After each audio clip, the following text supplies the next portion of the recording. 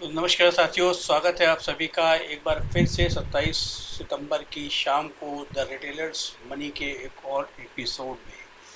आज देखिए हम बात करेंगे एक शेयर के बारे में। बाजार के अंदर जो एक्शन होता है उसमें आपको कभी कभी कॉन्ट्राबैंड लेनी पड़ती है। डीवीस लैब नाम का एक शेयर है, वो आज सुबह जब खुला तो मार्केट तो एकदम से खुलने के साथ ही गिरना शुरू हो गया था। निफ्टी करीब 100 पॉइंट से ज़्यादा गिर चुका था, लेकिन ये शेयर गिर के राजी नहीं था। ये शेयर ब्रेकआउट जैसी सिचुएशन बना रहा था। बिल्कुल देखने में लग रहा था ब्रेकआउट आ रहा है इस शेयर के अंदर। टीवी के अंदर भी दो तीन एक्सपर्ट एकदम से कूद पड़े इस शेयर को लेने के लिए। 3850 का लेवल जब इसने तोड़ा, उनकी गलती भी नहीं है, उन्होंने अपने हिसाब से लिया, लेकिन हमने ले ली कॉन्ट्रा बैट। क्यों ली कॉन्ट्रा बैट और वो कॉन्ट्रा बैट का कॉन्फिडेंस कहाँ से आया, वो आपको आपके लिए बहुत बड़ी लर्निंग की बात हो सकती है। तो आप उस वीडियो को देखेंगे तो आपको समझ में आएगा कि कॉन्ट्राबैट लेने के पहले अगर आपकी तैयारी पूरी है ना, तो फिर आप अटैक करने से बाज नहीं आएंगे और आप अटैक कर देंगे और सही पड़ने के चांसेस भी हो जाएंगे। तो आज सिर्फ इसी शेयर के बारे में बात करेंगे, जिसका नाम है डीवीस लैब। फंडामेंटल भी देखेंगे, टेक्निकल भी देखेंगे और हमने क्या देखा ये भी देखेंगे। चलिए चलते हैं डीवीस लैब के हिसाब किताब पे। देखिए डिवीज लैब में सबसे पहले हम देख लेते हैं कि इसमें कोई न्यूज़ वगैरह तो नहीं थी। देखिए इसमें न्यूज़, एक न्यूज़ इसके अंदर थी, वो ये थी कि भाई यूएस एफडीए जो होता है, US food and drug administration, इनके कमिश्नर साहब, इंक्लूडिंग कमिश्नर साहब मिस्टर रॉबर्ट एम क्लिप और and India country director mister Sarah McMillan visited the manufacturing facility of Divi's laboratory. Hyderabad में इनकी जो मैन्युफैक्चरिंग फैसिलिटी है उसको विजिट किया और उन्होंने वो विजिट करने के बाद सब अच्छा खासा रहा, ठीक ठाक रहा, कोई दिक्कत की बात नहीं रही। एनकरेज किया, मैनेजमेंट भी खुश हुआ, इतनी ही खबर है बस। और खबर आप पढ़ लेना, आपकी इच्छा हो पढ़ने की, तो मेरे को जो कंक्लूजन निकला वो मैंने आपको बता दिया।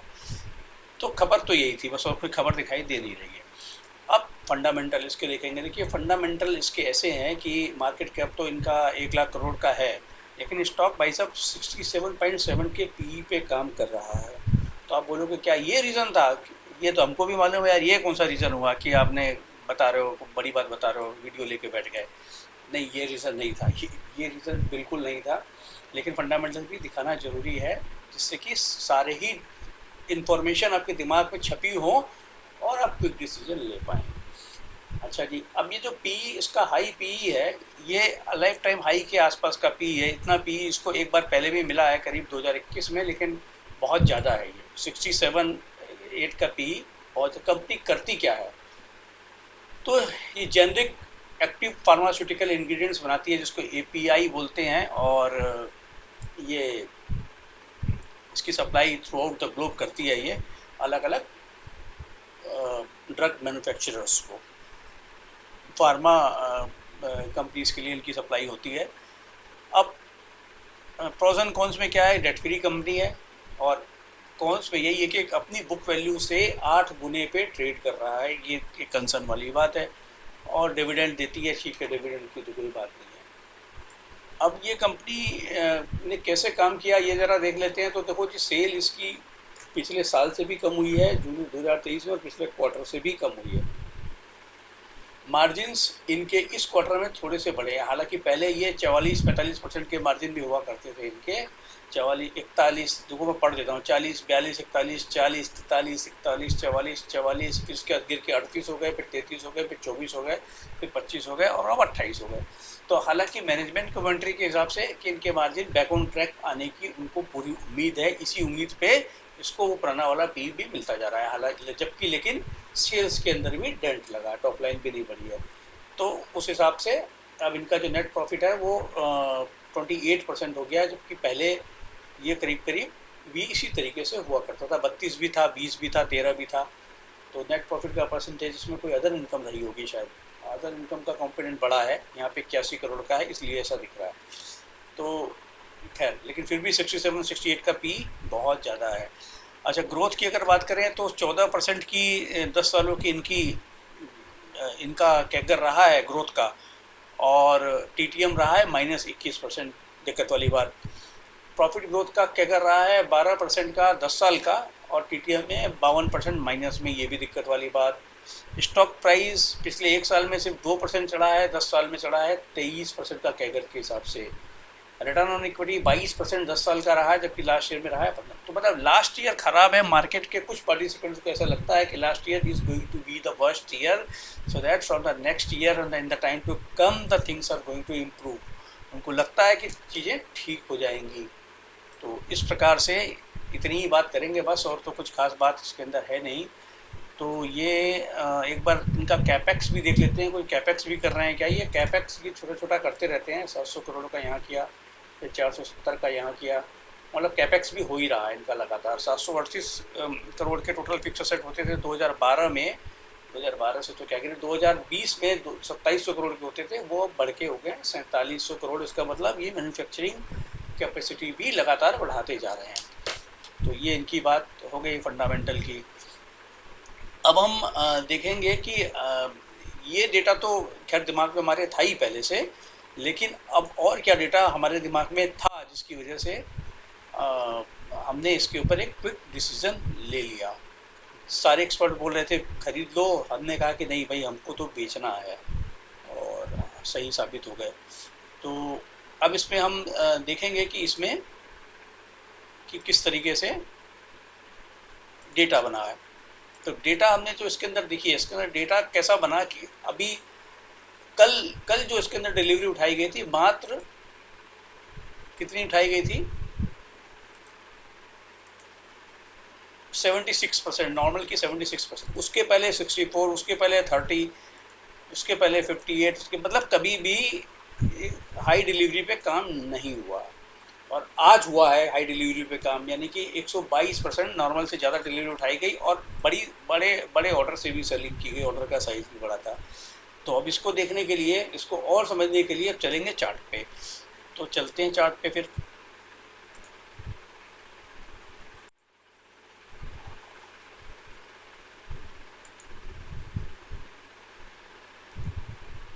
ये है डिवीज लैब का चार्ट। इसको डेली टाइम फ्रेम में पहले देख लेते हैं, फिर इसको ब्रेक करेंगे।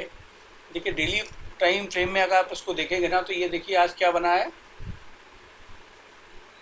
मतलब नीचे से चढ़ा और जहाँ से चला था वहीं वापस आ गया, टिक नहीं पाया। उम्मीद थी सभी को कि तोड़ के ऊपर निकल जाएगा, लेकिन ऐसा हो ना सका। अब हो ना सका, क्यों ना ऐसा हो सका, क्योंकि जब माल ही नहीं उठाया गया था, ओपन इंटरेस्ट में कोई एडिशन नहीं हुआ था, तो बिना तैयारी के थोड़ी भाग जाएगा कोई शेयर। शेयर चलने से पहले तैयारी करता है, तो तैयारी अगर नहीं है तो कैसे चलेगा फिर। तो तैयारी कहीं दिख नहीं रही थी हमें, इसलिए हमें कॉन्फिडेंस नहीं था कि ये चलेगा। अब आगे क्या, अब ये तैयारी नहीं थी इसलिए नहीं चला, ये तो समझ में आ गया। फंडामेंटल भी देख लिया हमने, फंडामेंटल उम्मीद पे दुनिया कायम है, अदरवाइज बहुत महंगा है शेयर। तो ये बात बता दी मैंने आपको। अब इसको ब्रेक करेंगे हम 15 मिनट के टाइम फ्रेम पे, जिससे कि कल क्या करना चाहिए उसका अब हिसाब किताब लगाएंगे। देखिए यहाँ पे पहले 15 मिनट में, पहले 15 मिनट की जो कैंडल है उसमें डिलीवरी के साथ जबरदस्त बाइंग होती नजर आई, डिलीवरी के साथ नहीं, हैवी वॉल्यूम के साथ। लेकिन जैसे ही ऊपर गया सेलिंग शुरू हो गई, सेलिंग शुरू हो गई। अगले 1 घंटे तक लगातार सेलिंग हुई, 15 मिनट, अगला 15 मिनट, फिर अगला 15 मिनट, फिर अगला 15 मिनट। उसके बाद में नीचे जब चला गया तो शेयर को ले आकर के पटक दिया गया, और आखिरी में उठा करके, थोड़ा सा उठा करके फिर गिरा दिया गया। तो आखिर में थोड़ा सा वॉल्यूम दिखाई जरूर दे रहा है, लेकिन जब शेयर बंद हुआ, ये बंद हुआ 3768 पे, जबकि आज इसने हाई बनाया था 3855 का, यानी कि ऊपर से करीब करीब 95 रुपए नीचे बंद हुआ आज के टॉप से। तो ये हो गई गड़बड़ वाली बात इसके अंदर। कुछ और डेटा देख लेते हैं, कुछ और डेटा हम देखेंगे अब।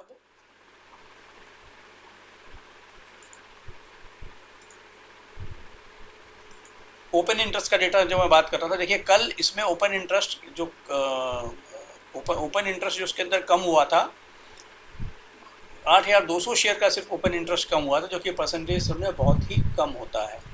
और आज और मतलब परसों 8200 का कम हुआ था, रिड्यूस हुआ था, और कल 3400 का ऐड हुआ था। तो ये जो एडिशन और डिलीशन है, ये कोई मटेरियल नहीं है, बड़ा फ्यूचर में भी कोई बड़े सौदे नहीं हुए।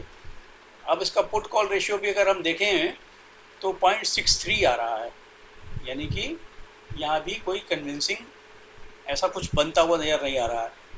तो इन सारी चीज़ों को अगर हम देखेंगे, मिला करके देखेंगे, अगर ये सारा चीज़ अगर आपके दिमाग में भी हो तो आप भी क्विक डिसीजन ले पाएंगे। और जैसे हमने शॉट मार दिया, अब शॉट मारने के लिए तो देखो कॉन्फिडेंस होना चाहिए ना, वो कॉन्फिडेंस, अब क्योंकि हमने सब कुछ देखा हुआ था इसलिए हमें कॉन्फिडेंस आ गया। आपने भी देखा होगा इसी तरीके से, अगर देखते आप या देखेंगे आगे से तो कॉन्फिडेंस आपको भी आ जाएगा, शॉट आ जाएगा। लेकिन देखिए इसमें भी कई बार कॉन्फिडेंस कहीं ओवर कॉन्फिडेंस ना हो जाए, उसका भी सारा इलाज करके रखना पड़ता है। तो देखो हमने तो 3850 रुपये के आसपास इसको बेचा था और उसको कवर कर लिया था 3770 के आसपास कवर कर लिया था।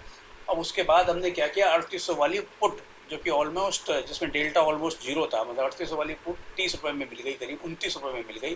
तो हमने वो उसको खरीद करके कल के लिए उसको ले गए। कल देखेंगे क्या होगा, अगर ऊपर जाएगा भी तो सिर्फ 30 रुपये का नुकसान होगा, हमने 70-80 रुपये तो कमाई लिए। तो इस तरीके से अपने अपने ट्रेड को प्रोटेक्ट भी कर लिया। हालांकि संभावनाएं अभी ऐसी ही बन रही हैं कि ये कल भी और नीचे ही जाना चाहिए।